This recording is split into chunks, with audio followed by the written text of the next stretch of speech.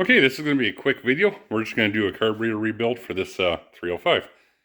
So here's the carburetor we're using, an old Rochester 2-jet. We don't know what kind of shape it's in yet. You know, obviously it's running when it was parked.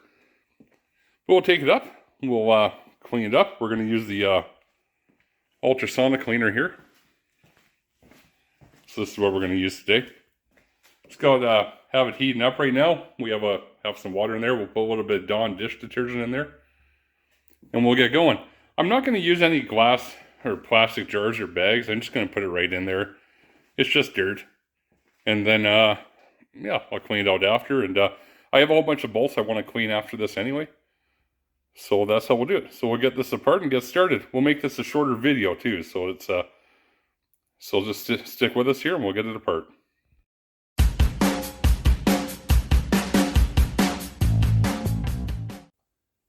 Okay, so this is just your run-of-the-mill Rochester 2-jet. It's a GM Carb. Let's get this apart. Make sure you keep track of where your vacuum lines are and where they went. And we'll get this thing apart.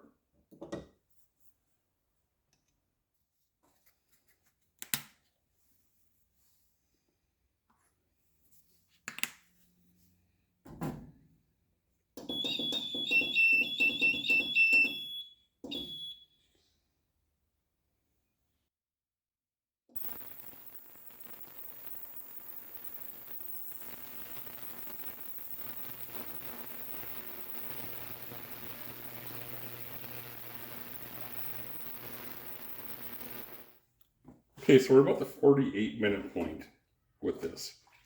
And we've taken it out of the screen and we've just put it into the screen that's provided.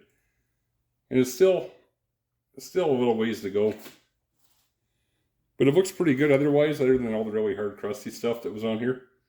But slowly it's coming off, so we'll keep going with it. Just on a side note, this stuff was hard, and we weren't even able to use a brush to get it off. Kind of needs a screwdriver to get it off. So the cleaner's doing a very good job, like on the inside here where all the powder and the old dried up feel is. It's all gone, it's quite clean.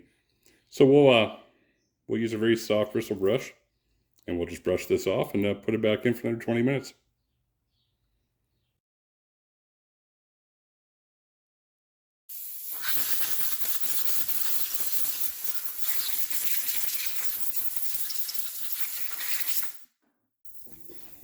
Okay, we got the body of the carburetor done. We're just going to start doing the small parts here. So I just found a little basket that we had in the beginning. I'm going to leave these in there. I'm going to put them in there for 25 minutes and see how they come out. Take a quick look here.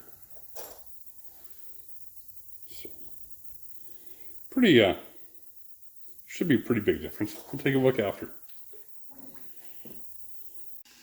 Okay, just for reference, we filled up the UltraSonic cleaner and I just drained it. You can see with it draining out of the valve there, it still has some Dawn detergent in it. But this is how much stuff came off the little 2-barrel carburetor from the outside and inside. Just thought I'd show you that for reference.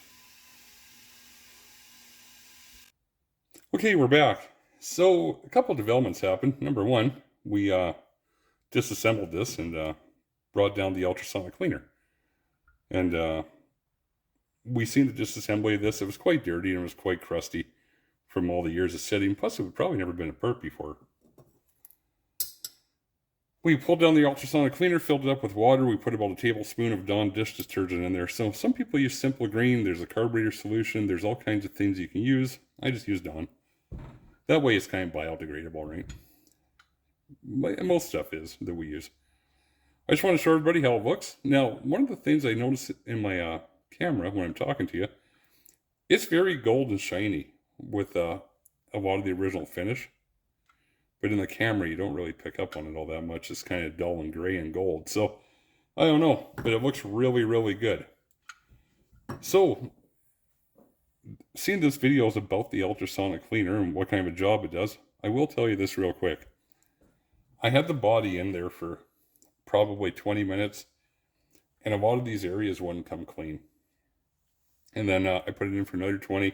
Again, I think I put it in for another 8 and 10. Again, it would soften up a bit and it wouldn't come clean. So I thought, well, I'm just going to give up and use carb cleaner. Well, lo and behold, the carb cleaner didn't take that crap off either. And it was really, really caked on. So I ended up using this light bristle brush. It's like a nylon bristle. I got it from Princess Auto here in Canada. I think it's much the same as Harbor Freight down in the States. And I just kind of gave it a little brush. So every time it came out of the cleaner, I give one of these in the tight areas, put it back in. And this is actually the result. It came out beautiful.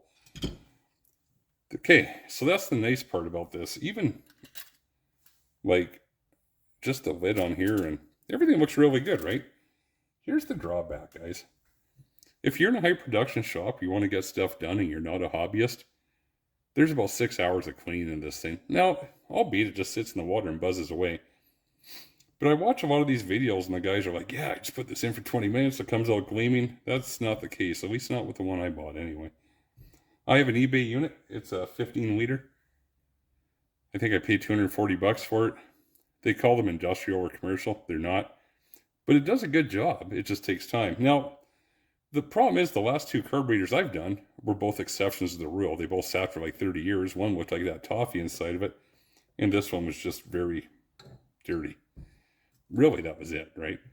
So maybe on something that just was running, it was soaking in gas, like had gas leaks or just recently torn apart, it might come clean a lot quicker.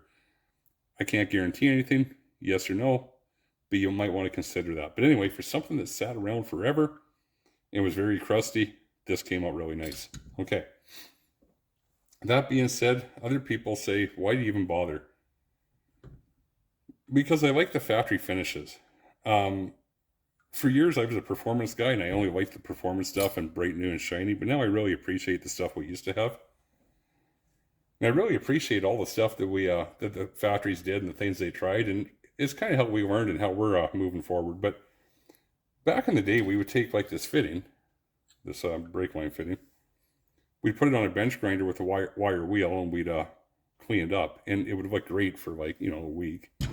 But once you take that coating off, they're susceptible to all the elements, right? Or simply something as nice as this. This is just a really nice factory anodizing coating that's on this original fuel filter adapter. That's why I like doing this stuff. So if you're into restorations or partial restorations, this is a lot of fun to have, okay? Okay, well, this will be the end of this video. So we took apart the carburetor. We threw it in our UltraSonic cleaner with a little bit of Dawn detergent and water. We cleaned it up. We put a rebuild kit in it. And then we just set it on the engine here. Kind of mocked it up. Made sure everything looks good. We're not going to have any issues or problems. And nor should we. Everything's pretty original here. We put the fuel line on and all that stuff. And yeah, we're good to go. We'll continue on with a couple more... we have one more video after this. We're just going to do a quick distributor installation. And we'll do the plug wires as well. And yeah, so stay tuned. And like always, I appreciate everybody that watches. And we'll get the next video out ASAP. Thanks.